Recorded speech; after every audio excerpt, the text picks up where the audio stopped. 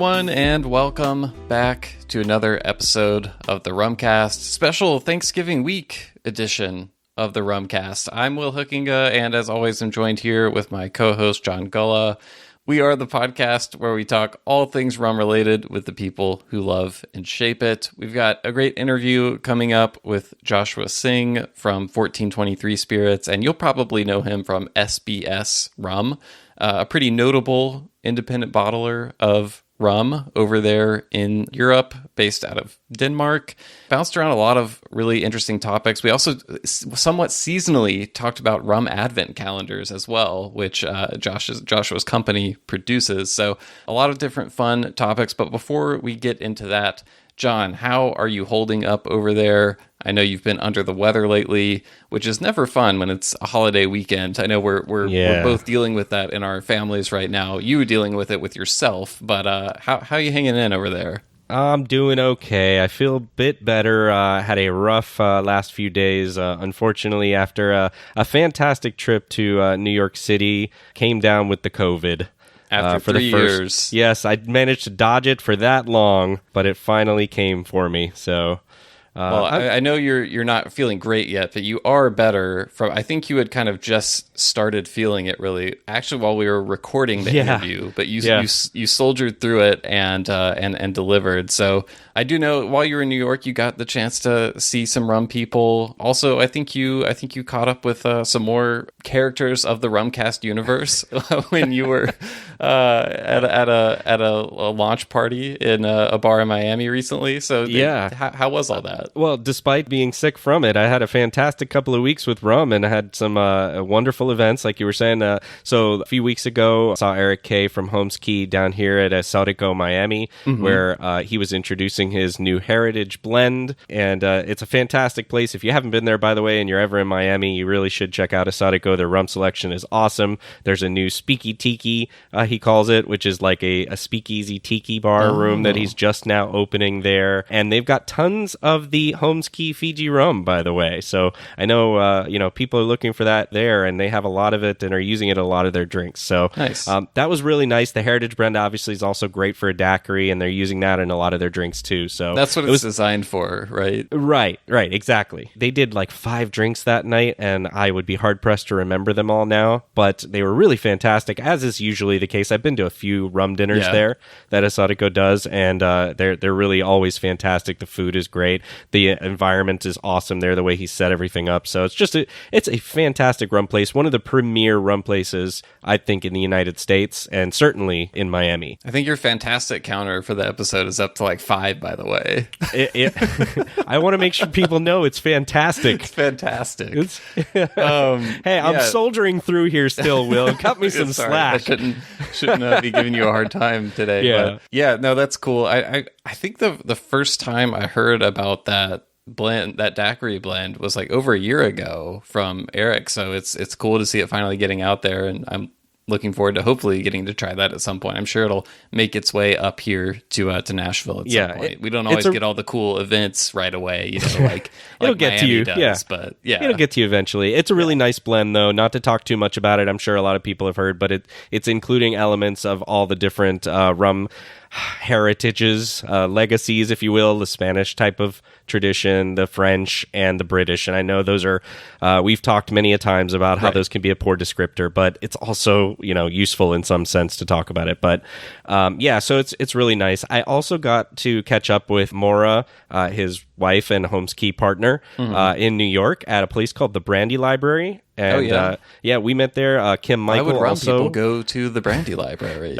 So Kim Michael is a resident of New York, and I know Maura and Eric live outside of New York, and they were recommending this place as one of the premier rum places. And I think your question is apropos, Will, because when I got there, I started ducking into a few stores there, and I think I told you this by text. I was kind of disappointed. For Manhattan, like such a huge city, the rum selection there. You were expecting a rum mecca of sorts, right? Well, just like, I don't know, something different selection. And good. Yeah. Like, Miami's decent, and I was thinking, well, maybe New York will be different. It's in a different location in the country and different things, how the distributors work here. And so I was expecting different things. Well, every store I went into, and I went into like 5 just to see, on the corner of, wherever and wherever, there's Diplomatico, Ranza Kappa, Bacardi, and Captain Morgan. Seriously, that was like the rum selection. So I was telling Eric, Maura, and Kim, all those people who live there, like, hey, what happened? Like, you guys, let's get on it. And they were both telling me that, yeah, it's kind of sucky in Manhattan. They wish it was better. And there are places in New York, especially in the boroughs, like Sunken Harbor Tiki. I've been there, actually. Oh, have you? Yeah. So we considered going Red there. Hook, in Red Hook in Brooklyn. Nice. Yeah. So you know a lot more about it than I did because I didn't make it there. And I know there are other places out there, so I'm not saying they don't exist. But within Manhattan, there's only a few. Jungle Bird, I think, is one that was mentioned. And then the Brandy Library, where we ended up going, which has a ton of different whiskey selections. I mean, they're huge whiskey selection. And the rum selection was pretty decent. As you would expect at the Brandy Library, right? Right. And Brandy, yeah. But the rum selection was decent. They had a few Foursquares. I tried 2 Impex 13 and 15-year-old. Oh, the Long Ponds. Long Ponds, yes. Yeah. I almost said Hamden, but no, it was the Long Ponds. I like both of those a lot. I have the 13-year. I like the 13-year better. I liked it. That's the one I ended up buying, but I tried them both initially, and then I haven't been back to the 15 years since then, so I feel like I can't give a firm impression on it, but I really like the 13-year a lot. They were both very good. Anyhow, having COVID sucks, but the rest of these this last month's been pretty awesome. What about you over there? What's going on in your neck of the woods? Well, I'm attempting to extend my streak of not having COVID as well. Oh, throw it a little more in my face. Yeah, sure. Well, no, I'm not bragging. I'm just saying I'm dodging it at my own house at this point because my wife Samantha came down with it. She's fine. Her symptoms have not been severe, but it threw a little wrench into some of our Thanksgiving plans. We were going to have some family over. They will not be joining us now. It's just going to be us solo. And so we decided to kind of like do some, it's going to be a non-traditional Thanksgiving. Why not, try out some stuff we haven't done before? So, I like where this is going. Instead of and this is something I've been doing for a few years now. I haven't made a turkey in a few years. I've done chicken a few times. This year, I just bought this gigantic 3-pound ribeye, and we're going to have that and split it between the two of us. And then also, we're going to try a new stuffing recipe. You're going to have room for that? Yeah, we will. I grew up in a household where it was called dressing. Samantha grew up in a stuffing household. So, whatever term you use, I think they can be the same thing with some regional differences and things like that. But I'd always heard about stuffing with sausage in it, and I'd never had that growing up. And so we are doing a sage and sausage stuffing as well. Just go along with all the S's. Yeah, all the S's to go along with some other stuff. But I was thinking I need to add some sort of non-traditional, for me, rum thing to do with Thanksgiving. Like, what's something I could do with rum that I wouldn't normally do, or I would be less inclined to do normally, So I've got a few ideas, and I'm hoping you can give me some input and some guidance. But okay, the first one, this is something I've done before, but I don't do regularly, which is the ridiculously extravagant cocktail. So using a rum that I would normally never use in a cocktail and making one with it. So I've got a special occasion. Yeah. Yeah, maybe like a Nissan single barrel old fashioned, maybe a Velier Tiger Shark Manhattan, something like that. So that's one possibility. The second one is, I'm calling it the over-the-top blend. So doing a blend at home with some of my, higher-priced, more precious rums. I've got a few Port Morants right now. I've got some Foursquare Sovereignty still. I've got that 13-year Long Pond I mentioned. I've got some Great House. I've got some of that 20-year Foursquare Pot Still rum. So maybe I should just get wild with it and do, like a 5, 6, 7 rum blend using some of those classic rums that you think about in blends, like a Port Morant or like a Barbados rum, like some Long Pond, some funky Jamaica in there. Maybe I should get a little blending lab going and doing that. And then the final idea is I have some leftovers from a rum advent calendar my mother-in-law sent me last year, which sadly was, we actually talk about this in the interview with Joshua. Sadly, it was like half filled with either spiced or heavily sweetened rums. And I still have just the little sample containers in a cabinet, and I've got to do something with them. So I'm making like an apple crisp dessert. It's like the crumbly apple topping, or not the apple topping, the filling is apple. Okay. There's that crumbly topping. There's like a caramel sauce. I'm going to put some vanilla ice cream on top. So I feel like maybe if I took one of those, sweetened rums that wouldn't work drinking it on its own and kind of, drizzled some over that as well, maybe that might play nice. And, I wouldn't just have that sitting in my cabinet anymore. So what do you think between those three ideas? And I know these might not be that, maybe other people do this stuff all the time, but I'm just saying, for me, this would be a non-traditional move to do any of those three things. So what's hitting you? What direction should I take this in? Well, all three are really good ideas, and I could see how all of them have their merit. I would immediately kind of drop the second one for now as the blend the least, one? Yeah. That's I don't know why. That was most interesting to me. Well, so it does have a lot of interest, but here's my comeback for that. It's that it also has the most room for error. And the most work as well. Yeah. And so if you're trying to make a special occasion, you don't want it to kind of fall flat, maybe even through no fault of your own, and just trying different things. I feel like you're going to have more success with either option 1 or 3 or both, because I think you could actually get away with doing both if you wanted to. Oh, definitely. Yeah, I could do all three of these actually. Yeah. Maybe I will. Maybe I'll do all three and then I'll report back. And you know what? Even if the blend sucks, I'll learn something from it.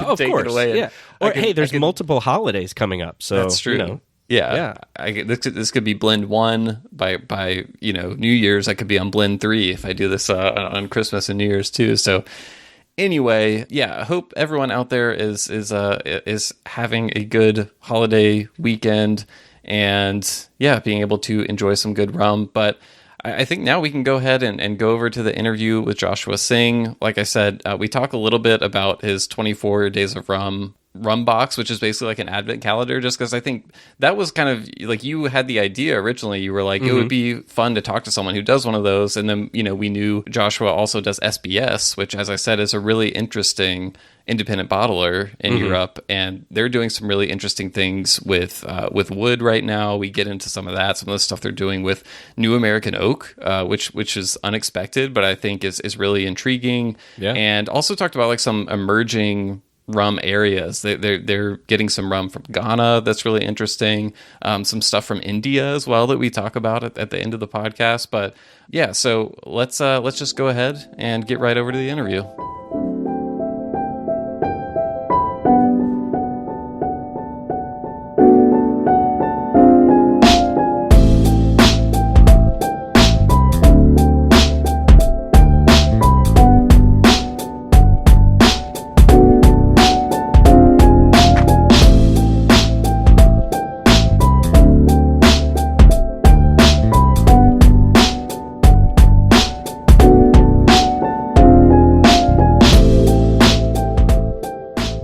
We are here with Joshua Singh of 1423. Many of you will also know him probably from SBS Rums. We're going to talk about all that stuff, but one of the first things I wanted to ask you about, because over here in the US right now, we're recording this, it's the weekend before Thanksgiving, which is kind of like the official real start of the holiday season, I think, over here. Of course, I feel like for maybe a month now, or maybe more, we've already seen Christmas decorations. I know, people keep moving it up every year. Yeah, I know. It's like day after Halloween now, I know. Yeah, but Thanksgiving tends to be like the traditional time where people really start going all in. And so I know one thing that you guys do over there that peaked, John was the first one to bring up this idea, but we've talked about rum advent calendars on the show before. And I actually don't even know if y'all refer to yours as an advent calendar. I know it's a box of rum, 24 days of rum, but with the holiday spirit starting to be in the air over here, I'm just kind of imagining you over there. It's like a Santa's workshop environment. Like everyone's merrily going about packing up all the little boxes and all the rums, possibly singing and stuff like that. So I wanted to just take the temperature on like, what's the environment like over there? Are you guys really busy with that stuff right now? I'm imagining this is kind of peak season for that product. Well, I'd say basically what you were just describing is exactly what's happening outside of me. That's great. I just left my fiance with my brother, his wife, and their kids right down the street where City Hall is. And there's a big square out in front. And just when we went online here to chat, they were lighting up the Christmas tree and all the lights throughout the city. There we go. So singing carols, Santa Claus was there handing out candy bags to the kids, all of that. So there's no rum samples. A Christmas vibe going on here right now. And I'd say the same for my business and my office, because yes, our 24 Days of Rum is out there on the shelves around Europe and parts of Asia, and are selling rapidly right now. It's the peak season for it. I actually got one. My wife was nice enough to have one shipped all the way from over there last year, and I got one and enjoyed it. So it can be shipped to the U.S. It can. There are a couple of good web shops in Europe that does shipping to the US. And I think they do about half of the states, but it is a little bit more expensive, of course, and it's not easy. Yeah. So I guess I wanted to start by asking about the 24 Days of Rum. When did that idea come together for you? And now that I know you've been doing it at least a few years, has it developed over time as you've done it? It has. I think we started about 9 years ago. And basically the idea actually came from some of the local shops around Denmark, some of the local wine and spirit shops. They were doing their own advent calendars. And their basics was just, grab 24 bottles off the shelf and then divide them up. That was it. And it was successful for them, but it was a lot of hassle for them. So every time our team was out there, they were always complaining about it. So basically, we thought about it and said, well, why don't we try and actually do it for them and make the production more professional, try and make it easier, and then make something that all of the shops can have instead of just one or two of them. And that's how the idea started. And we started out with making close to 3,000 just for the Danish market. And I remember very vividly how it was produced, because it was about 72,000 miniatures. Oh my God. They were hand bottled by me and my 3 business partners. They were hand labeled, hand closed. The screw caps on those bottles were terrible because they had to be on tight. You had to use your hands, and we all had blisters everywhere. 72,000? Yes. Oh my God. How long did that take? It took a long time. He's wiped it from his memory at this point. He's don't make me go back there.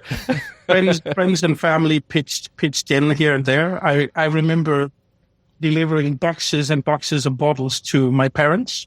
And when they were sitting home in the evenings watching TV or whatever they were doing, they were putting labels on all the bottles. I love that. That's so cute to imagine. I think they put labels on 5,000 to 6,000 of them.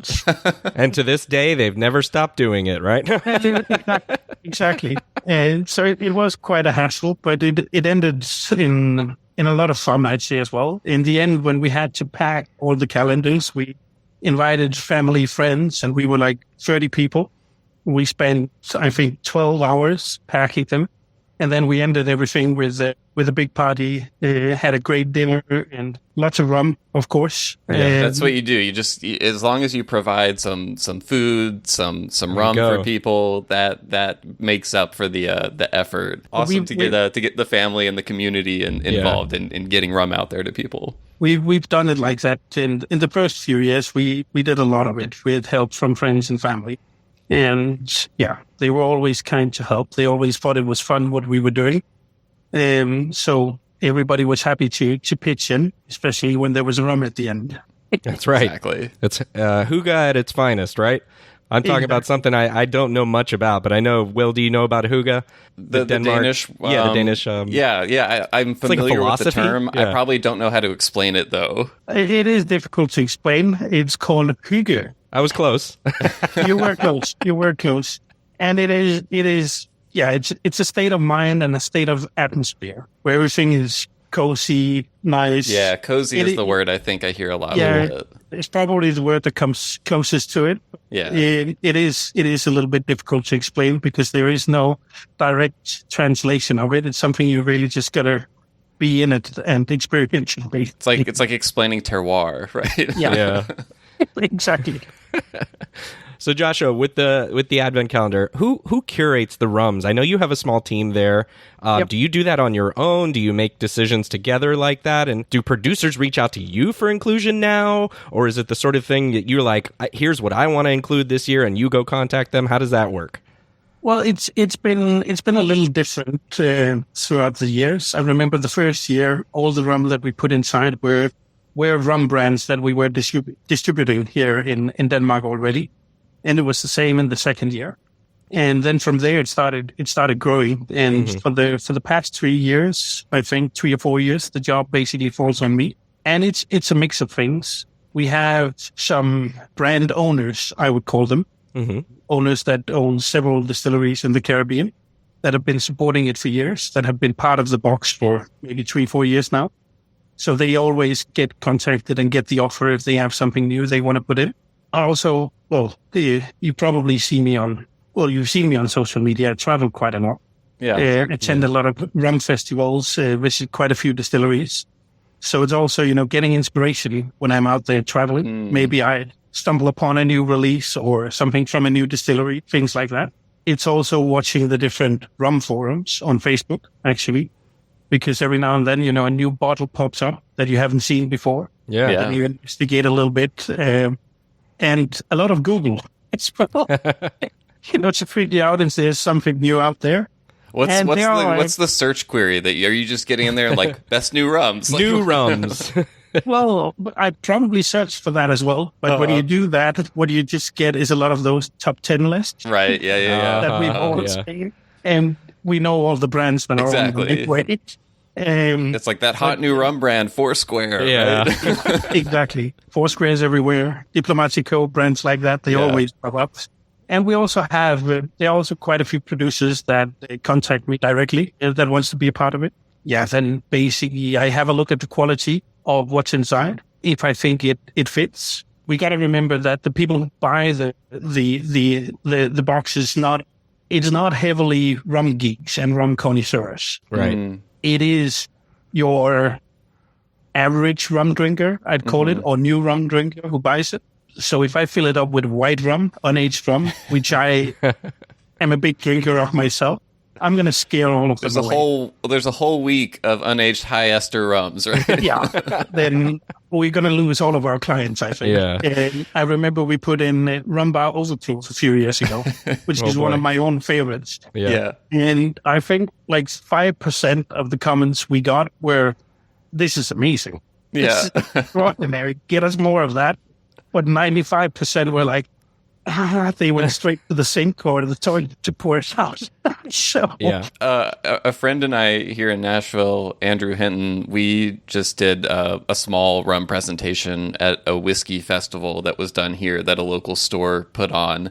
And we, did a tasting as part of it. And we included rum fire. Most of the stuff was pretty approachable. We wanted some stuff that was, a little more advanced, shall we say. And rum fire was one of them. And I kind of felt bad. There was one person attending who was actually kind of mad at us about including that in there. So yeah, it's we always have to kind of adjust our rum enthusiast perspective, dial it back a little bit and try to put yourself in the shoes of someone who's newer to it. Yeah. It's true, but I've actually found that education helps quite a bit. Yeah. I tend to bring the rum bar with me when I do, if I do like a mixed tasting as well. And I always end with it. And they're always told you can't drink it or taste it or smell it. You need to wait 5 minutes and listen to what I have to say first. That's a good then move. I try to explain them, how it's made. I try to explain them a little bit about Jamaican culture and what's the background on it, how do they drink it, all of that. And when you do that, I actually get quite surprised because it goes from an average of maybe 5-10% who actually enjoy it. And you can actually bring that number up quite a bit if they have a basic understanding about what they're drinking. Mm-hmm. Yeah. So you do get data and feedback from people via comments and social media, essentially, is the idea? Well, for the calendar, there are different ways, of course. Yeah. And everything today is built around the website, 24daysofrum.com. So that goes online every 1st of December. And basically what you have in there is like an interactive calendar. Mm-hmm. So on the 1st of December, you will see a calendar in there, but you can only press door number 1.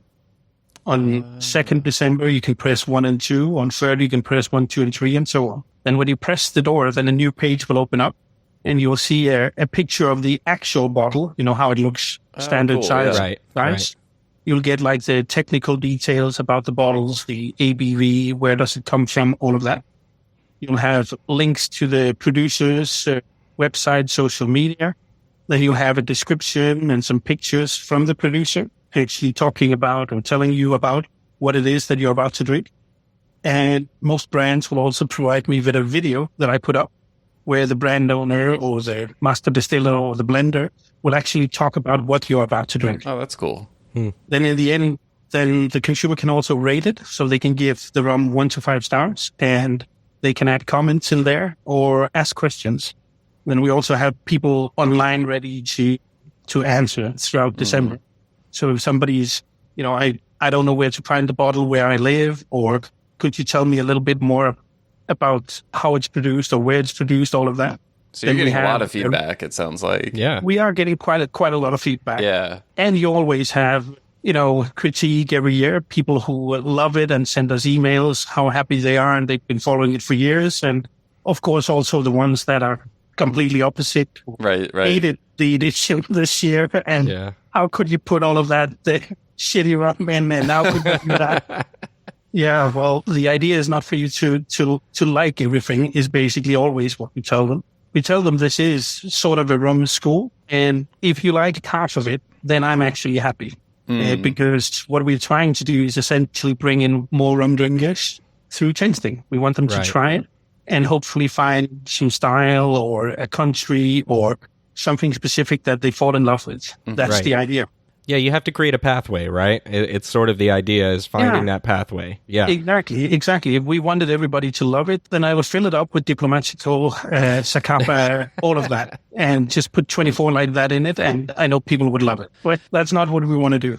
Yeah, one of the things I wanted to ask you about, because I have not had your rum calendar, but the past 2 years, my mother-in-law has sent me one. I honestly don't even remember what brand it is. I think it might be from Europe as well. But there was the first year I got it, there was a presence of some spiced rums and some heavily sweetened rums and stuff like that. And I kind of recognized as like, okay, like I get the inclusion of this stuff. A lot of these are popular brands. Like this does create a pathway, like you were saying, for a lot of people to like help them ramp up to stuff that, has no additives and things like that. And then the second year I got it, it was like, literally, I think half the days in it were spiced rums. And I started to get sad about that because there's also this balance you have to strike as well, where, I feel like rum enthusiasts are always trying to educate people that rum is more than just spiced rum. Like rum is not just Captain Morgan. Actually, Captain Morgan is spiced rum, and it's, not even 80 proof. It's not in the same category as rum, even though it's in the same shelf in the liquor store. And so I struggle with, how do you balance when to give people stuff that maybe enthusiasts don't really look at. I don't want to say like, the real, not real rum dichotomy, but, spiced rum really is a separate, distinctive thing. So how do you balance how much of that to put in, and how do you look at that? Well, if we take out the question of sugar and say sugar doesn't matter and only look at spices or flavors, or an extra additive above sugar, then you won't find much of it in my calendar. I think this year there's one in there. That's it. Okay. And in the past, I think the maximum have probably been 2. Gotcha. Because the idea is to focus on rum. Right. And I know we'll talk about the sugar issue later. Yeah. But the idea is it is a rum calendar. So I do introduce something a little bit different every now and then. Like we've had a cachaça in there before. Oh, cool. Yeah. And I will have that in there in the future as well, because I find it interesting. Yeah. And for me, it's still a part of the broader rum category. Sugarcane spirits. Yeah. Exactly. So I will put it in there just because I think it's good for educational purposes as well. And there is also some amazing liquid coming from there, which is a good thing on top. But when it comes to spices, I do think it's different. But I think we need to remember as well how the average rum drinker looks at rum. Because if I go into a local shop here in the city and I ask for a rum, then the guy behind the stand, he will show me the rum shelves. Yeah. And there will be Foursquare, there will be Worthy Park, but right next to it will be Diplomatico, there'll be Sailor Jerry, there will be Kraken, there will be everything else. And they will still call it rum. Because in most people's minds, that is still rum. So we have a big job of educating in general. And that is for everybody in the rum industry. Because the more we can educate, the more we can grow the category. And that's to the benefit of us all. I think it's a shame that sometimes we see people fighting a little bit too much. You're here. Especially on social media or festivals, where why don't we spend the time educating people going on the road instead and helping people to understand what rum is and what is pure rum, what is spice rum, and what is the difference. Yeah. And actually, if we spend our time doing that, I think the category will grow a lot faster and we will have a better category in the end. Well, and yeah, you brought up sugar there, and that was something else I wanted to talk to you about. You know, you've talked about some of the rums you sell, and like there are a lot of different brands you're associated with and in various ways, but I know some of them have added sugar to them. One thing I thought was interesting is in another interview, I think it was right around the time that legislation in the EU came out that kind of capped the amount of sugar that could be added to rum at, was it 20? 20, yeah. Yeah, 20 grams per liter. But you said you wished that even though you have rums with added sugar, you wished that it had been set to 0 as the allowed amount and then just have a sweetened rum kind of separate category. So I wanted to ask, I think that's really interesting. Why do you think that would be beneficial? And how do you go about communicating when there's added sugar in your rums? Like, are you putting stuff on the labels? Is it through, communicating? Is it on the website? How do you approach all that? Well, I think it's a difficult question or a difficult situation, the thing with sugar and rum. Yeah. It's been around for many, many years, and some people expect it, depending on what island, what culture, what traditions they're from. But the thing is that the rules we had before also had specifications for sugar. And though there was no cap, there was a description on how you could actually add the sugar. Like there was a description saying it is there to round off the taste. It can't change the flavor. So actually there were always something there where a lot of people felt, it's just 100 grams per liter, because other than that, then it'll be a liqueur. And that's not how it was supposed to be read. But a lot of people read it like that. Basically, I had a lot of conversations with the European Union and with our local representatives when they did this on how was it done? How are people notified? Because nobody in Denmark knew about it at all before the legislation had been passed. So nobody got a chance to actually speak up at least of the smaller producers. I'm sure I saw a list of who received the actual communication, and all the big guys were there. Of course. Diageo, Pernod Ricard, all of those guys were there. Of course, all the smaller ones, they were left out. Yeah. And for me, it's just, they said that this was for consumer safety. That the consumer were supposed to know more about what they were drinking. That was the object of it. So kind of health, essentially, is the argument? Not health, but it was there to protect the consumer so they knew what they were drinking. Okay. So they don't feel tricked or something like that. You don't have any consumers out there that knows that it is allowed to put sugar in rum, or knows that it's illegal to put sugar in rum. Yeah. And the question is basically, what is the difference between 19 grams or 21 grams? Yeah. Do you know how they arrived at the 20 number? I have no idea how they arrived at it. No. Interesting. I don't know. I have no idea how they arrived at it.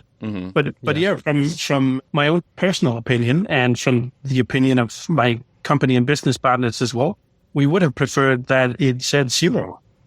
Right. So we can talk about what is rum, what is pure rum, and then find some other designation for, we could have put in spice rum, of course, as a category, which is there now, flavored rum, expand the category, because now everything that has 21 grams of sugar per liter is a spirit drink. What is a spirit drink?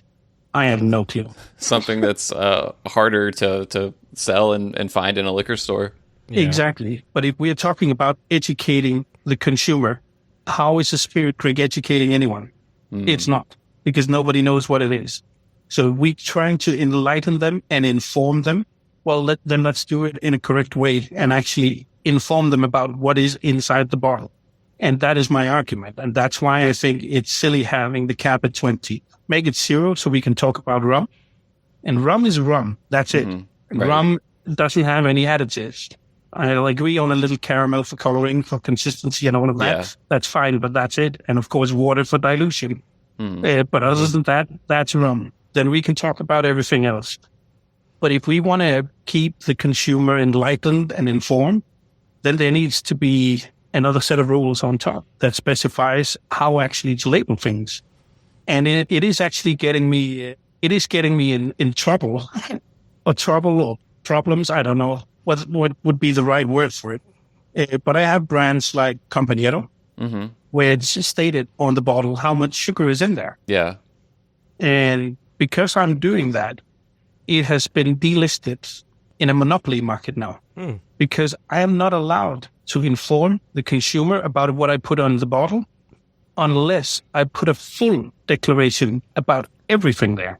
Right, kind of like nutrition facts type with calories and all that stuff on there. Exactly. Yeah. So where I tried actually to be informative and tell people what's in there, then they basically kicked back, delisted my product and said, you can't do that unless you put the full facts on there. Yep. And I basically went back to them and said, I'd love to, but this is a batch-produced product. I can't afford to send that to a full lab analysis and a full analysis every time it's produced. No, I could, but then I'd have to raise the price, and that's not for anybody. Right. But basically, they don't care. So in the end, I actually might have to put a small sticker on top of where I mention it to have it back on the shelf, actually change my label to be less informative again. That's Compañero.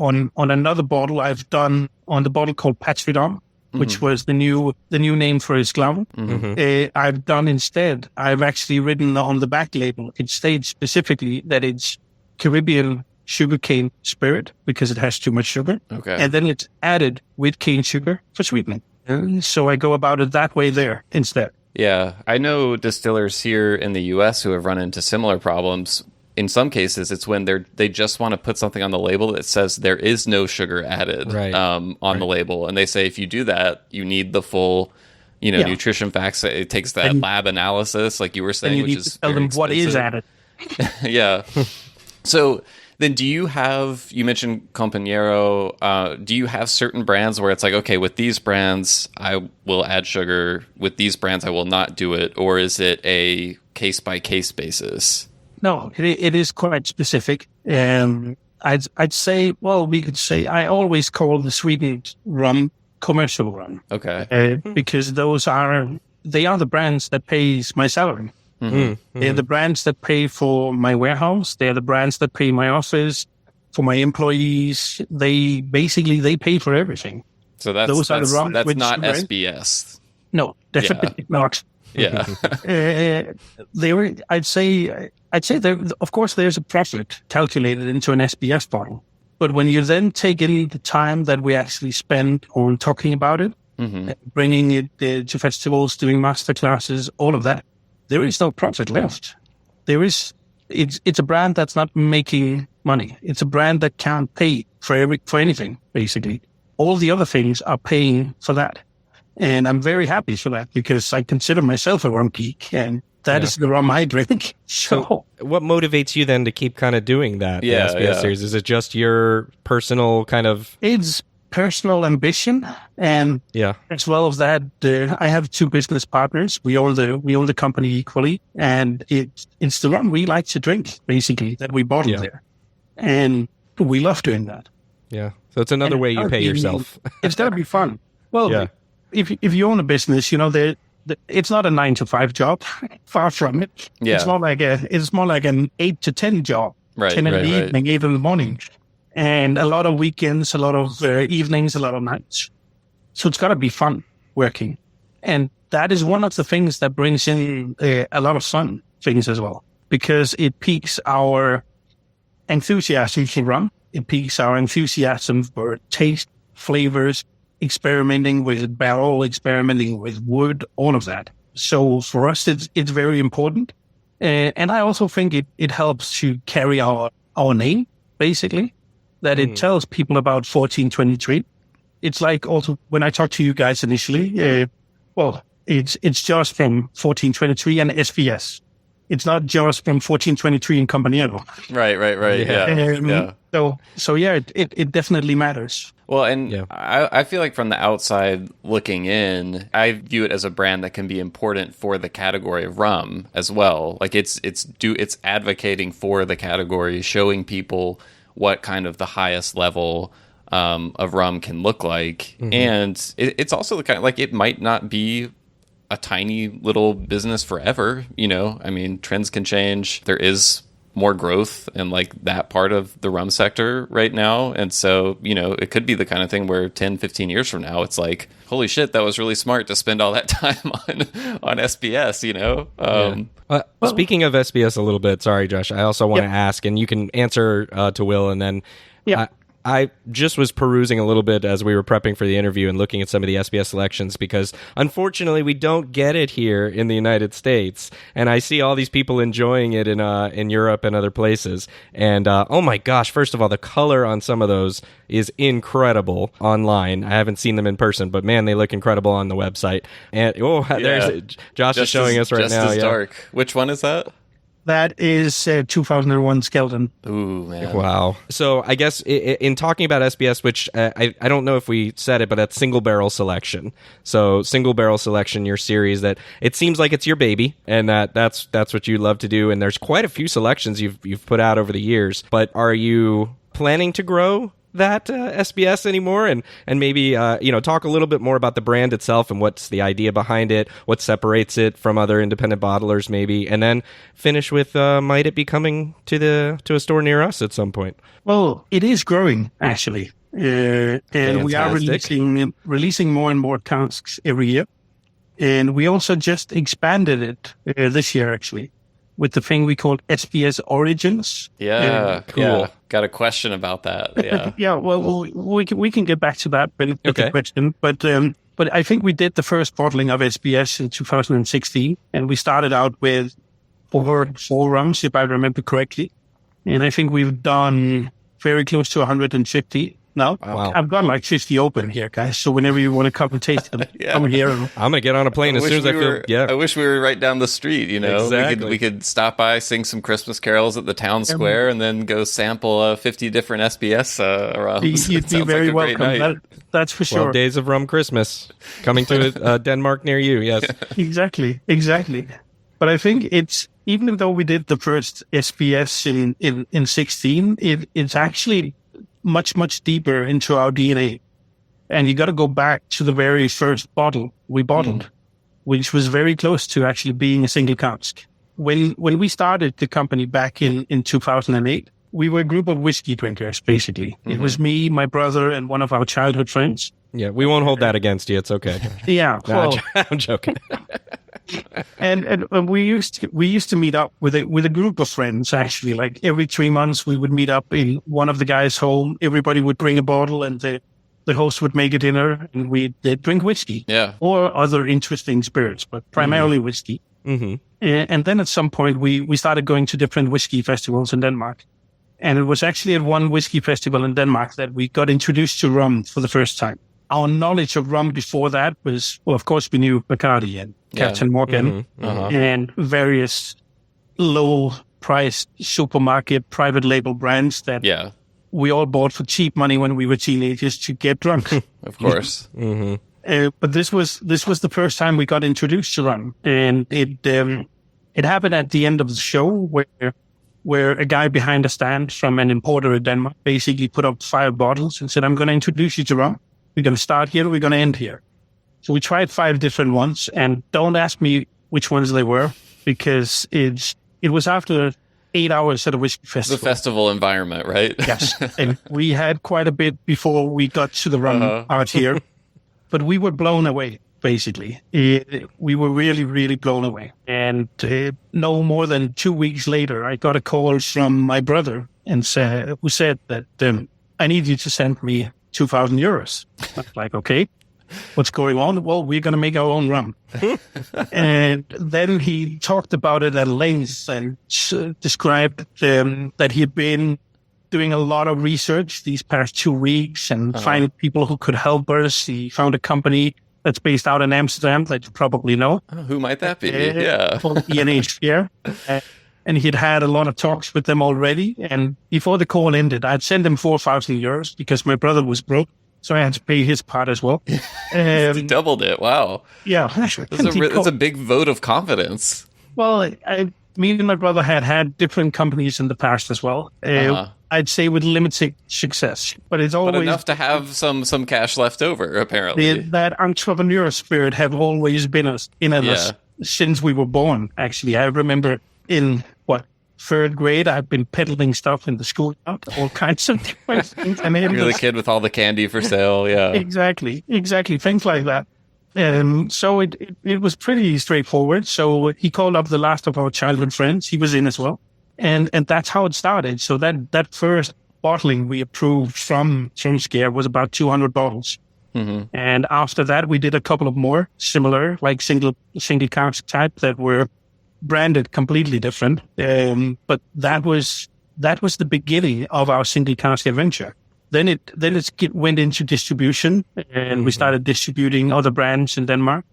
And then we came back to it in 2016 when we started SBS. So you have SBS. I think one thing we're seeing is, particularly in the United States, like the United States, which I'm sure you're aware of, didn't have the whole kind of culture of independently bottled rums. Like there weren't equivalent companies really over here. There were a few here and there, but it's really been in the last couple of years, I would say, we're starting to see more that look like kind of a similar business model. And I'm sure there are more all over the world as well. So with, more people kind of entering the space, more competition, even though, it's different parts of the world and everything, how do you continue to find rums that sort of thread that needle of being something, because everyone always wants to keep finding something new and different and interesting, but it also has to be very good, of course, as well. So how do you keep finding stuff like that?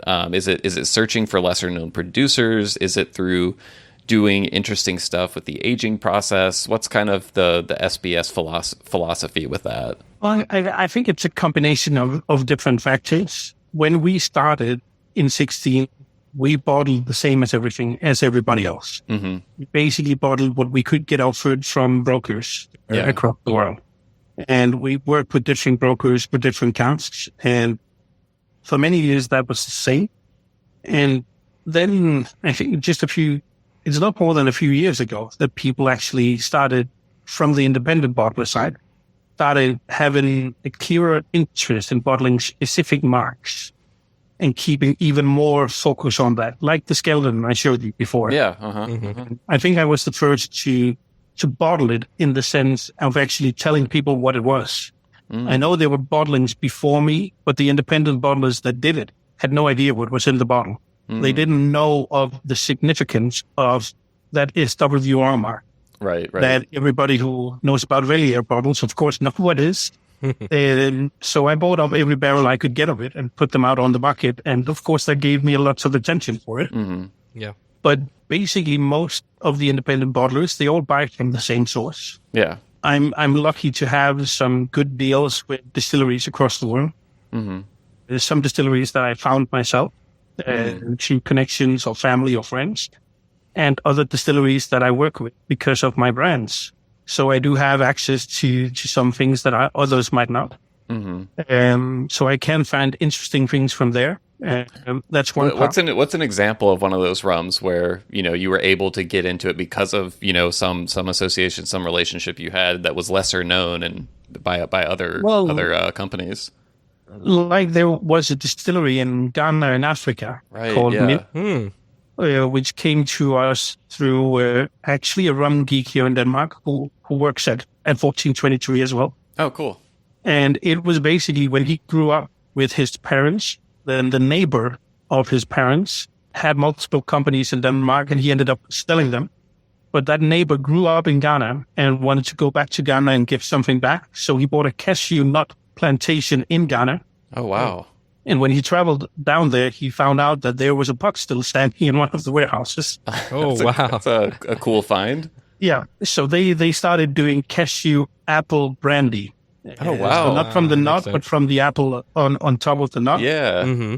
And then he contacted Gregors, my guy, and said, well, I'd like some help with bottling this. Could you recommend somebody? Mm-hmm. And of course, he sent them my way. And we started the project with them. And then all of a sudden, one of the guys came from there. Oh, by the way, we distilled a rum. And we're like, what? Oh, by the way, I don't think you'll be interested in this, but that's a lot more interesting than that brandy. The cashew brandy apple was brandy. good, but that was a lot more interesting, of course. So we bought up everything they had produced at that time and started aging some here and released a little bit of it in different bottlings. So that's a good example of it. And that's a cane juice rum, right? That's cane juice. Yeah, exactly.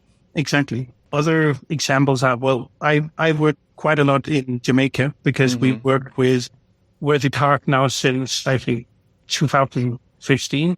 Yeah, you did some finishes for Worthy Park, right? Yeah, the special cask series was a project we started in Denmark, basically.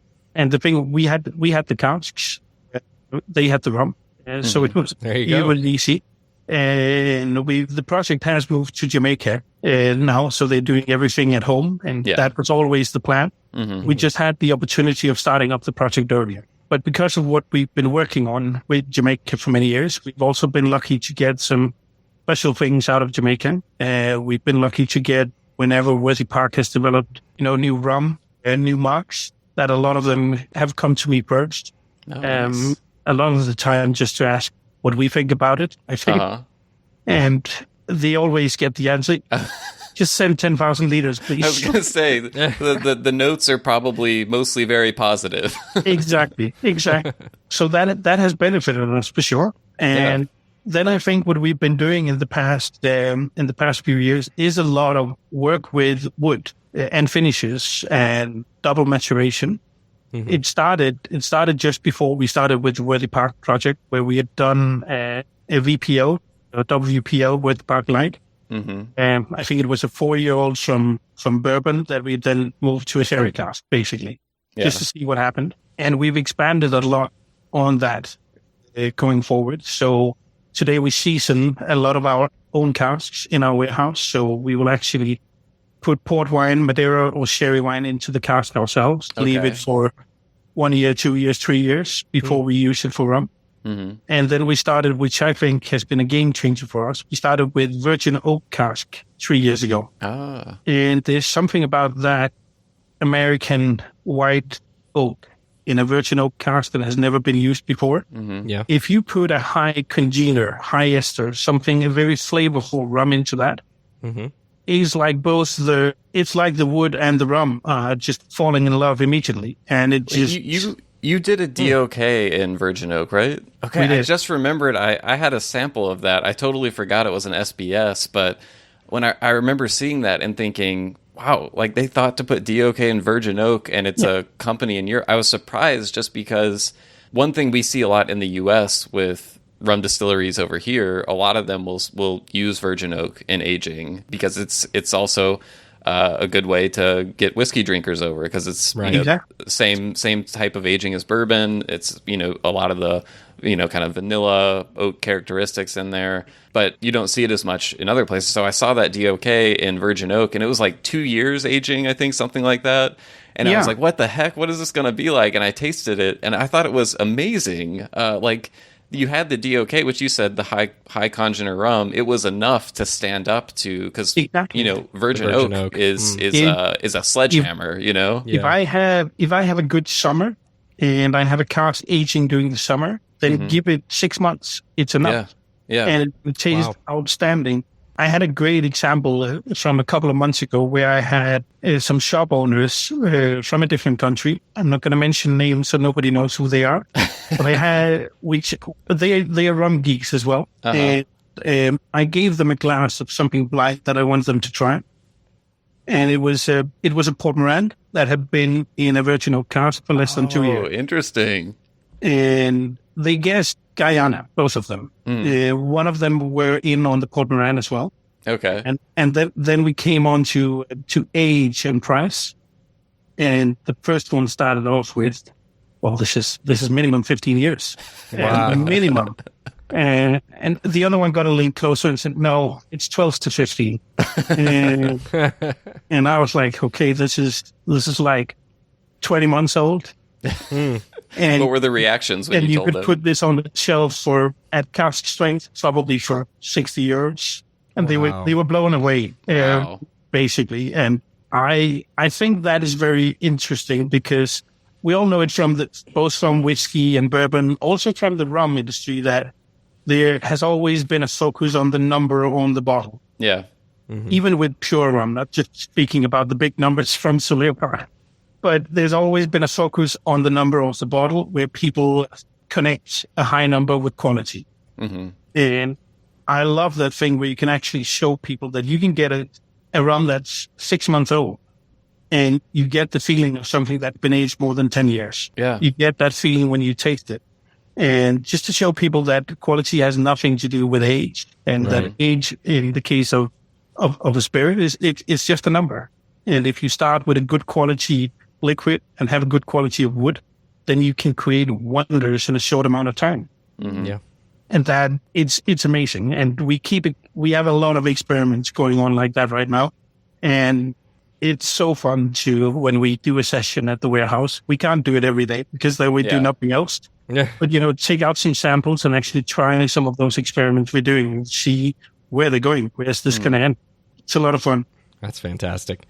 Well, so I'll make a hard transition here to talking about aging to unaged. Yep. So the SBS Origin series, which I think Will mentioned a little bit earlier, that was 4, I believe, unaged rums that you recently put out. There was a Teca from Long Pond, TECA, an Aroma Grande from Dominican Republic, a French Antilles Grande Arome, and a Port Morant. So can you tell us a little bit about that series and how that came up and what you're doing with it? Yeah, of course. As I think I mentioned all the way back in the beginning, I like to drink white rum myself, and showed us several people at my office. So it's actually an idea that started before COVID as well, that we wanted to do a series of white rum, of unaged rum, that the rums that were already in our warehouse, rums that we buy straight for aging, basically. Mm-hmm. So the idea was just to take some of our own favorite rums and some of these high congener, high ester rums that we work with, and try to bring it out both so the connoisseurs and the rum geeks can try them as they were, basically. Mm-hmm. And also for use, of course, in home cocktails or high-end cocktail bars. Yeah. So we brought out the first 4 a couple of months ago. I just bottled the 2 more that will be released in the beginning of the new year. And I have 10, 15 more that I want to bottle. There's a lot of good unaged rums out there. Yeah. Bring them out slowly, and I hope the full range will end somewhere about 15 different rums. That's the plan in my head, anyway. You can do your own separate 15 days of unaged rum box for those, right? Exactly. For the true geeks, the true sickos out there. Definitely. I have a question about that. So I looked at those on the bottles are super dark. They're taller than your other SBS bottles, but they're dark. And for an unaged rum, which is, a clear liquid, I thought that was an interesting choice and was going to ask you about the intentionality behind that. Well, that was actually intentional, because when you have an aged rum, you want a clear bottle because you want to be able to see that. Mm. Right. When you have an unaged rum, it doesn't matter. You have no need to see the liquid. So that was the basic idea about it. And my idea to begin with was that we wanted a label that was very, very colorful, very, very bright. Mm-hmm. They're cool labels, by the way. That stand out on the black bottle. But the reason it became that black bottle is pure coincidence, because we all know what's happening in the world right now. Tough to get Supplies glass, right? are not easy to get. Yeah. Right. That was not the bottle the label was intended for. That was the bottle I could get. Yeah. It's a nice shape, though. They look. I think it turned out pretty good. Yeah. Next production I'm doing, I could only produce about 1,000 of each. Okay. I had a lot more labels and I wanted to produce more, but I didn't have more bottles. You got to get your parents on the label making thing. I know. So I've just rebottled all 4 again when I bottled the next 2. And again, it's a new bottle now, but it's not the actual bottle I wanted either. No. it is going to be a dark black bottle again, but it will be different from the first one and not the actual bottle I wanted. Yeah, sourcing, my purchasing team is going crazy because if all the prices they are looking for are going up. Yeah. All the orders that they pre-placed, they are actually not getting, even though they were confirmed years ago or 6 months or a year ago. And we can't get the get the things we need to actually produce all the time. So sometimes you just got to say, well, yeah, shit, fuck it. Yeah. Uh-huh. We got to get the rum out there, right? Get me whatever I can because we need to get some rum out there. Yeah. I wanted to ask, two of the releases John just named share that descriptor, grande arome, though in two different languages. And that term has come up in a few different episodes in the past. And I know historically, like, there's always been a little confusion to me about what qualifies as a grande arome rum, like what that term means. It's used a lot of different ways. So I wanted to ask, like, how did you decide on that descriptor for each rum? Is that something that the producers that you got them from use to describe it? And like, what kind of makes those rums grande aromes? What does that mean? Well, for the grande arome, it comes from a Martinique distillery. They call Le Gallion, which produces from molasses. Right. And the grande arome for them is a specific style of rum. And if I remember correctly, it actually has its own AOC designation as well. I think that's right. On what specifies it completely. But just to bring it down in easy terms, I guess you could basically call it the French equivalent of saying highest rum. That's it. When it comes to the Dominican, where they basically just translated that into Spanish and now calls it aroma grande. Yeah. It is. I've heard of her. Yeah. It is quite interesting because it comes from a distillery called AFD, or Alcoholes Finos Dominicanos, right? Which is one of the largest distilleries in the Caribbean, and they produce for several brands across the world. And they have a multi-column, and they don't make high ester rum. They make very, very, very low ester rum, right?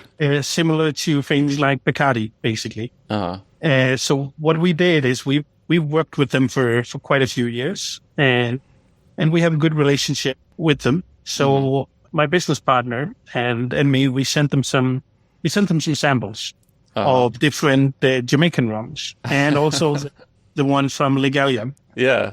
And said, could you try and do something like this? What was the reaction to that? The master distiller over there tried them, and he was like, first off, why would you drink this? This is not rum. What is this? And we were like, okay, well, let's try and explain him a little bit about the European market and the European rum geeks and what's happening. Yeah. And he was like, well, okay, I'll give it a go. So basically, this was his first attempt at creating a high ester rum. Wow. And it comes in just under 500. I think we measured this at 490. Okay. Which is quite interesting coming from a multi-column. Yeah. And it is a weird rum. And I think most people who try it is like either you like it or you really don't like it. Yeah. Because the nose is quite different from the actual rum, where the nose is quite medicinal and industrial, like notes of acetone and things like that. Then the rum is very fruity. And it's like the two things, they don't match at all. They're completely opposite. So it is quite fun to taste, but it works extraordinarily well in cocktails. We'll throw it in a new virgin oak real quick and see what happens. Oh, don't worry. Way Already waiting in the warehouse. So earlier in passing, you mentioned Ron Esclavo. I wanted to talk about, there have been several rum brands in recent years that have gotten a lot of criticism for names or branding that's seen as insensitive or exploitative, towards rum's history. And Ron Esclavo was one of those. And you've talked about this before, but, there's been, I think, some distance from it now. I think where that got a lot of attention was probably a couple of years ago. So I wanted to ask, with distance between it, what were you able to kind of take away from that experience in terms of how to talk about, reckon with rum's history? Because I think, to me, this is one of like the really important things for the category right now, is figuring out how to do that. So I wanted to ask, how has that changed not only how you market and brand the rum, but how you talk about it? Well, I still get asked about it quite a lot, also because you can still find Esclavo out on the market. I also still sell the brand because I still have some bottles left from large productions in the past. They're almost gone from my warehouse now. So I think there's still one SKU in the brand that we're still selling under the old name, but that's about it.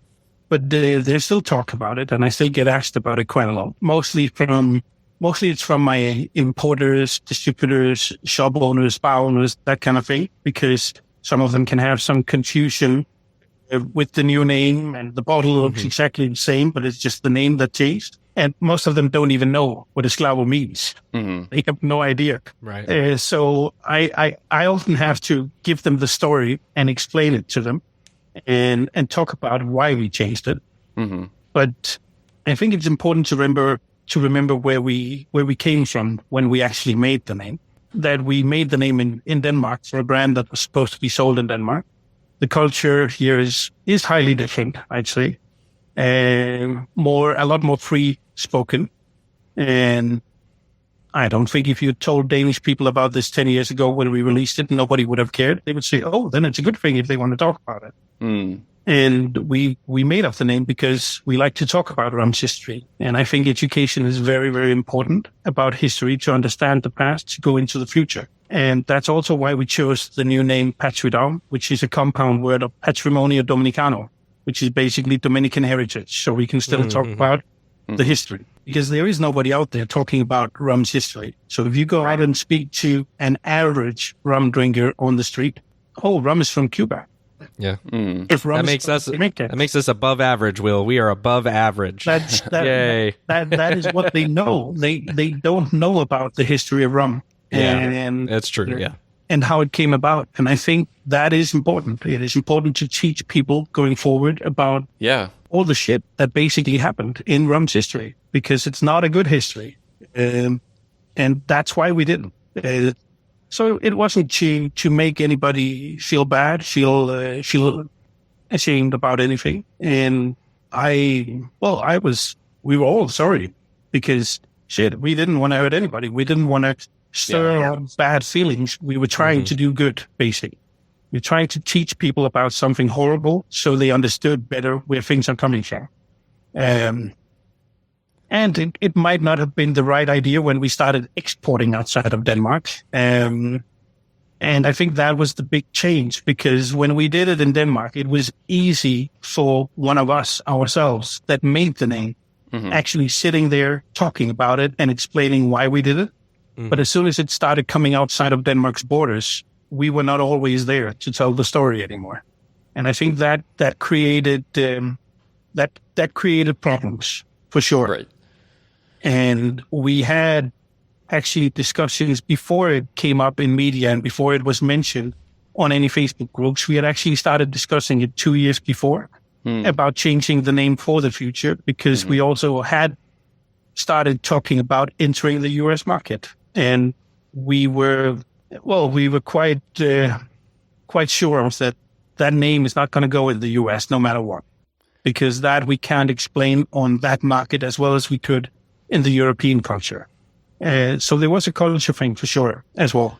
Well, and I think I mentioned earlier, I think this is one of the most important things with rum. And I think one of the most important things is rum being able to talk about its history. And when I say rum being able to, it's leading brands within rum being able to talk about this, because you don't hear about it a lot from them. And I think when we have things, like bad naming choices, bad marketing choices, to me, it's a symptom of kind of a larger issue in the rum industry, which is, first I'll say it's great when you look at Caribbean rum in particular. It's awesome how you can see, a really sizable number of black distillers, black head distillers, black master blenders, black leadership at a lot of these distilleries. But I think that the issue and why you don't see more honest, frank discussion of rum's history is you still don't see very much black ownership, especially at like the largest levels. And that's not unique to rum. That's something you see across the whole spirits industry and other industries as well. But I think it's more acutely felt in rum, given how the industry was birthed, and given the history, definitely. From the African slave trade. And I'd love to see, at the highest levels of the rum industry kind of be more proactive about that disparity, because, A, it's the right thing to do, but B, I think something we're seeing is that when more Black-owned rum brands enter the picture, we're seeing some really great things happening, and how those brands are able to talk about that history. Like Equiano from Ian Burrell comes to mind, which we had Ian on the podcast to talk about that.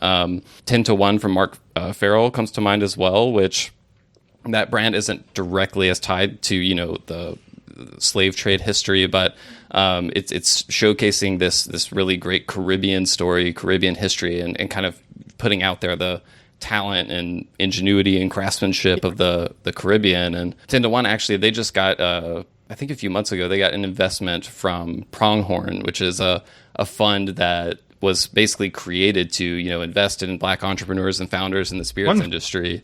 Yeah. And I think it'd be great to see some of the big spirits conglomerates that, own some of these Caribbean rum distilleries kind of get involved with things like that, because I think the more we have stuff like that, the more that history can be discussed and brought to the forefront in productive ways. That also does great things for the industry overall. So I agree. There is some work, definitely, especially from some of the big distilleries that have been around for hundreds of years, that have been around before the slave trade was abolished. Because all of those have history. And of course, they are written documents. And of course, they have some of that in writing themselves. It would be great to see some of them come forward and actually talk about it as well. Right. And I think it could make a difference. If we look on social media these days, there's a lot of bashing of plantation, for instance. And why is the name not changing? And, well, I went through it, and I agree. It is a name that for some people definitely it brings up bad memories. Yeah. But if you... I grew up in the southern United States, and, plantation here has, a very, very... the connotation is very tied to slavery. But it depends on where you come from. Sure. Because in Denmark, as an example, we have lots of plantations. We have apple plantations, or the local plant school can be called a plantation, and nobody would recognize that together with slaves unless they know specifically about slaves' history. So it is different from country to country. But I do agree that when there is a large group of people who feel hurt by seeing the name, then it should change. And that also goes for plantation. But I think some of the people who are bashing them very hard should take a hard look at some of the other big brands out there in the world, because they will see a lot of them have labels that states produced at plantation this. I saw it as recently as earlier today, actually, before the interview, because I wanted to check it on a bottle. Yeah. And there are brands that are bigger than plantation that have that written on their bottle still. I won't mention names because I don't want to go into that. Sure. I'll leave that to figure it out themselves. They're quite easy to find. But the world has changed within the last few years. And we all got to look into ourselves and look into our past actions and what have we done and how can we make the world better, basically. But we can't hide everything. I think it's important that we educate and not hide everything, because if we hide everything, we're not going to make it easier for our kids, basically. They're not going to know. We need to teach everybody instead. Totally. And I think that's what this is all about is finding the right way to go about that for rum, I think is really important. But I wanted to talk as well before we wrap up. I know 1423 also does business in other spirits categories, whiskey, tequila, gin. Is there anything you see done well in those categories that you've tried to apply to the rum side of the business, or is there anything you've learned from rum that you then take and maybe do a little differently with what you're doing in other categories? Well, I'd say rum is 95% of our business. We are a rum company. That's it. We do other spirits, but that's primarily on request from clients or for our distribution companies where we do need a portfolio. So we do need to have a couple of gins. We do need to have whiskey. We do need to have these things available. But we are a rum company, and that is where all of our focus lay, basically. But of course, you do draw some inspiration from other things. like the sherry casks we started with initially. Yeah. Well, of course, that inspiration came from the whiskey industry. They've been doing it for years. Yeah. So that came from there. And some of my own favorite whiskeys in the past have been from sherry casks as well. Yeah. So that was pretty easy. So we do draw inspiration from there, but I'd say a lot of the inspiration we get is not necessarily coming from another spirits category. Mm-hmm. A lot of it is simply by making as many experiments as possible, trying out a lot of different things to see what works. And we've also had to discard barrels in the past. Not every experiment is successful, right? No, definitely not. Mm-hmm. I had a 10-year-old Worthy Park I had to send to a small Danish distillery and redistill because the barrel we had experimented with, it had turned, I don't know what happened to it, but it was really, really bad. That's so interesting. Is there like a sunk cost fallacy? You're like, well, it's gotten, 10 years in the barrel. Just one more year. Let's see what happens. Well, I'd say this much. I'm actually, I'm sorry that I did redistill it because it had a sister cask that was the same kind of cask that I put a 10-year-old Foursquare in. Uh-huh. And that was equally disgusting when we tried it.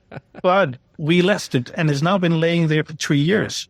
And we tried it again just a few weeks ago. Mm-hmm. And it's actually turned again. It's starting to become really, really good. It's not a classic Foursquare. Something definitely happened to it. You know that.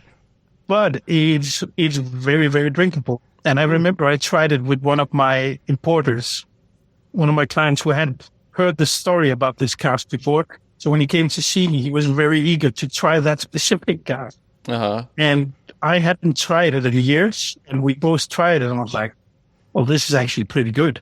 And he was like, it is. I want it. I'll buy it. Bring it on. There you go. Like, no, I'm not going to sell it. Now I want to keep it and see what happens in a year or two more. Yeah. It just had its awkward adolescent phase is all. Exactly. Yeah. Exactly. It was going through its teenage years or something. Yeah, the hormones were raging. It was, No, but it's fun what can happen sometimes. So yeah, we'll keep experimenting, and we have plenty of ideas as well for the future on what we're going to do. So yeah, there will be more interesting things coming in the future for sure. Ooh. I like the sound of that. Wink, wink. Yeah. And maybe interesting things spreading out into different areas also. Well, maybe. we talked a little bit about it that before COVID, we were actually looking into expanding into the US market and start getting some of our bottles over there. And then COVID was like, when it came, like, no, we're going to, let's look to home first, make sure that everything is going to be well here. Yeah. Let's not start new things up right now. But COVID is gone, and even though the world has just received a ton of other problems, then just it's now become this is just the new normal. That it is going to be a weird world we live in.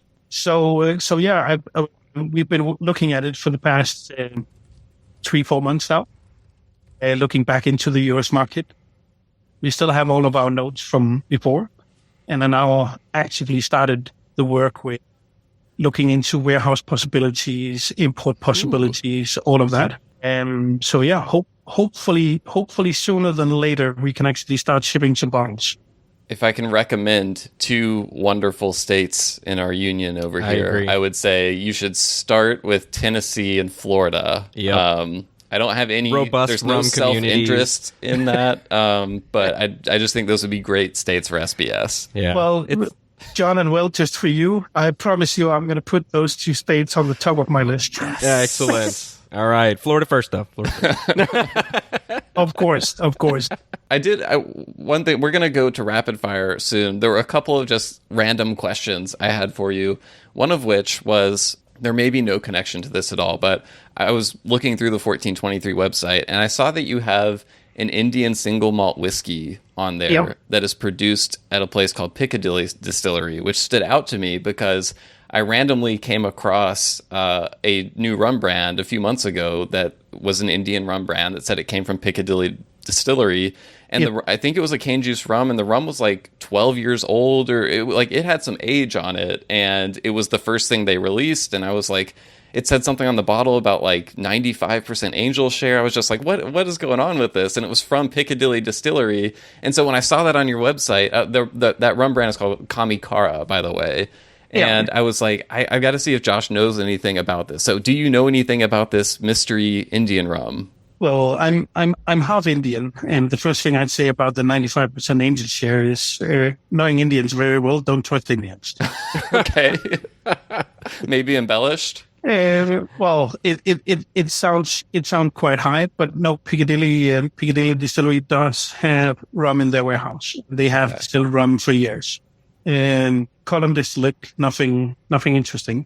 Okay. The owners of Comet that I distribute here in Europe, they own the brand Comet. They don't own the Piccadilly Distillery. Right. That's what I picked up on from looking at the label. Yeah. Mm-hmm. But they own a couple of distilleries of their own. Ah, and really? they just installed pot stills. No way. And built a rum distillery. That's amazing. Do you have the name of this distillery? Can you share that? No name yet. Okay. No, they are experimenting on their first productions right now, basically. That's so awesome. They still don't have a profile, Cool. nothing. But I'm happy to say I think I inspired them quite a bit, because it was after all my talks with them, and they heard all of me speaking about rum all the time. You deserve to take the credit. In the end, he was like, okay, Josh, we're building a rum distillery. Oh, good. So yeah, I gave them some pointers and said, if you produce something like that, then don't worry, I'm going to buy all of it. So let's get started. Yeah. So yeah, I hope that in the near future we can actually bring out some good Indian rum. Yeah. Well, I mean, with the history of sugarcane there, I feel it just makes sense. So it does, and there are plenty of distilleries out there, and there's a huge sugar industry there. The big problem is that, well, India is one of the largest consumers of rum in the world, but what they consume locally is basically almost unaged rum that has been colored and flavored. Yeah, I have Indian rum in my warehouse as well that I bought from a distillery years ago. Mm-hmm. And I remember when I asked them for samples, that all the samples they sent were flavored and colored. Oh, wow. And I was like, I want unaged rum. Well, they sent a new sample that was still dark. I was like, okay, I need to explain this even better. I want it straight off the still. You can't put anything in it. I want it straight from there. Okay. Yeah. And they sent me a new sample, and everything is pure column, very, very light rum with very little flavor. But I have some in casks, and it is developing nicely, but it's nothing special. Yeah. And I've tried many rums from out there, and it's all the same. So I hope it can become different. I know Velier just bottled a single cask from Amrut of rum as well that has been given a lot of praise. Unfortunately, I haven't had the chance to taste it myself. Same. But I do think we're going to see this more and more. Rums from new origins. We saw it with the rums from Ghana. There's a lot of interesting things happening in Asia. Countries like Taiwan, Thailand, Vietnam. There's a lot of interesting things happening in Australia as well. Oh, yes. I have a bunch of samples standing on my desk at the office. They are doing some outstanding stuff out there as well. So we are in. This is the new golden age of rum, basically. Well, I think that's as good a note as any to wrap up on. But before we do that, we do have one final segment on the show. My co-host John Gulla, he's over here. He's running a fever. He's battling through sickness right now, which is thankfully not COVID. But John is still just like a champ going through all this, and now he's got a set of questions for you to answer as quickly as possible. We put 60 seconds on the clock. John spends weeks coming up with these. Weeks experimenting, just like you, Josh. Yep. Like you've got the warehouse of casks. He's got a whole hard drive. There are full so of many documents. Rapid fire questions. So if you're ready for that, we'll move over to that now. Good. Ready whenever you are, John. All right, I've got a fever, and the only cure is more rapid fire. More rapid fire. So we're going to do this. All right, 60 seconds. Will's going to put this on the clock, and we're going to go through these. All right, I've got 60 seconds, and go. All right. Neat or on the rocks? Neat. Column, pot, or blend? Pot. Okay. Molasses or cane juice? Both. Good answer, yeah. Aged or unaged? I think I know this one. Unaged. Yep. Ooh. Your favorite SBS bottling to date? Oh. That's tough. Hampton 2000 or Guyana 2001. All right. Here in the U.S., when we were growing up, they taught us the rhyme, 1492, Columbus sailed the ocean blue, to help us recall the year of the arrival of Columbus in the New World, which, by the way, I don't think that's in vogue anymore. But I have a marketing idea for you, free of charge, from the Rumcast, to help people remember 1423. So I just wanted you to say, yes, you like this one, or no, you don't like it, all right? Here are the best ones, and I'll say best. At 1423, Joshua Singh selects rums for you and me. I like it. Okay, all right. 1423, where all the best rums are free. I don't like that. I figured that one wasn't good, but it just rolled off the tongue. All right, how about this one? 1423, the only place in Denmark you can still get Caroni. It was true until 2 weeks ago. I just bought my last barrel. No. Well, we can't use that one then. All right, and this one, 1423, the place to find rums of the highest quality. I like that one. There we go. I think that you can use that free of charge, like I said, no problem. Your favorite rum bar in the world? Baja. Where's that located? That is right here in my city. It's a friend of mine who opened it 6 months before I opened 1423. All right. Is it true that the two best rums in your advent calendar each year are behind door number 14 and door number 23? No. I like that. It's a good conspiracy. Look, I tried. I mean, I thought, all right, when I think of the SBS series, I can't help but be reminded of SOS also. Is there a rum out there that is so bad in your mind, it should only ever be drank as a last resort in an SOS situation? Oh, yeah. There are more than one. I bottled one of them. Ooh. It was an SBS bottle, so some people out there might know what it is. We call it the Beast. The Beast. I think I saw that one. All right, and finally, what team will be in the World Cup final playing against Denmark? Please say USA. Please say USA. Denmark won't be in the final. Oh, wow. You're going to catch crap for that one. All right. Brazil against Argentina. Brazil against Argentina. Okay. That's time. It's the usual suspects. We'll wrap up with that. I think, Josh, you may have discovered the dirty secret of the Rumcast, by the way, which is that the 60-second timer is it's a highly loose 60 seconds. Yeah, but I like that. I like that. It always makes it better. And John, for the future, when you do your rhymes, 1423 it actually is 14,423. That was the original name. Oh, wow. There's a 4 missing. Because that was the sample number of the rum we approved for our very first bottle. No way. Oh, but we went forgotten to 20 samples to select, and when you drink 20 rums, you get drunk. Just left a digit off. Exactly. In our notes, it says 14,416, 14,417, and so on. And it states if it's good, bad, or whatever it needs. Yeah. But at one point, for this one, a 4 is missing, and it only states 1423. And that's where the name comes from. There we go. I think that was a happy accident because 1423 kind of it rolls off the tongue. Yeah, it sounds if the nice. brand was 14,423. It's kind of a mouthful. So. It is. It sounds a little bit too much. Yeah. Awesome. Well, thank you, Joshua. By the way, I can wait until the end of the episode to ask you which you prefer. I just got informal and called you Josh. That's my bad. Yeah. Well, don't worry about it. I answered to both of them, so okay, no problem. Well, Josh, before we go, anything else to share with the people out there? I know obviously you've got a bunch of experiments in the works. Anything for people to keep their eyes out for? Well, I'd say definitely keep their eyes out for more SBS origins. Yeah. Some of my own favorite rums are going to be coming out next year. 40 more unaged rums next year. A lot more for sure. And otherwise, I'll urge everybody to try and have a sip of some of those stocks that we've been aging in Virgin Oak and try some of that rum that's only been aged for 6 to 24 months and get a new experience because I think it's extraordinary. Yeah, so after trying the DOK, I definitely want to try the others. So go for it. All right. Well, thanks again for taking the time to hang out with us on this Saturday, and enjoy your festive night. I'm guessing you have all the bottling wrapped up for the calendars by this point, so hopefully you can rest easy tonight. bottling was done in July. There you go. Yeah. So want that, and no more hand bottling. No, Very okay, good. that's good. All right. All right. Thanks, Josh. Thank you. All right, thanks everyone for listening to another episode of the Rumcast. Hey, if you did any fun rum stuff over Thanksgiving or have any fun rum stuff planned for the holiday season, any non-traditional rum traditions that you like to do, would love to hear about those.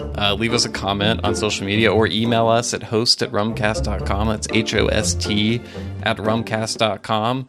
And also, if we want to gather around with John and myself and some other fellow rumcasters and swap rum stories as we head into the holiday season, we have our monthly happy hour for Rumcast patrons coming up on November 30th. So if you go to patreon.com/therumcast, that's patreon.com/therumcast, and sign up there, you can join us. It's always a blast to do that, so would love to see some more of y'all there. But John, in the meantime, if people want to get in touch with us on social media, where can they find us? Yeah, so I don't want to say banned Twitter. We've faded Twitter a little bit recently. We're fading Twitter a little bit recently. But we are well on Instagram at the Rumcast and also Facebook at the Rumcast. You can find us there. You can DM, you can comment on things there. We love to see and hear what you all think about things there, and love all of the comments we get there. And I love, Will, what you said about telling our rum stories. I'm excited for that. Sounds to me like the middle scene in Jaws when they start comparing scars. Like, that's right. I think that's exactly what I'm looking forward to, is people just sharing their rum stories. And I think our rum stories are a little, more fun and happy than scar That was the happiest scene in the movie. Okay, the happiest scene in Jaws is a pretty low bar for happiness, Okay, fine, maybe that's true, and we're also not going to have a huge shark interrupt our session before everybody's done telling their story. But if you want to get together with us, I really do think it's we've had a fun time the last few goes, and everybody's cool, and we appreciate talking to everybody. So join us for that for sure. And if not, hit us up on that social media at the Rumcast, and we just want to say thank you so much to all of you who continue to listen and join us on our rum journey here, and we appreciate so much your support and that you chose to spend your time with us listening. And Will, I don't know if you have anything else to leave with before we get out of here, but I just wanted to say thanks. Oh yeah, thank you to everyone out there listening. That's why we continue to do the show. That's what makes it fun, is sharing in rum with other people. So always great to hear from y'all. And yeah, we really do appreciate the support. We've got a lot to be thankful for here on the Rumcast, John. So with all that said, I will talk to you next time. Fantastic.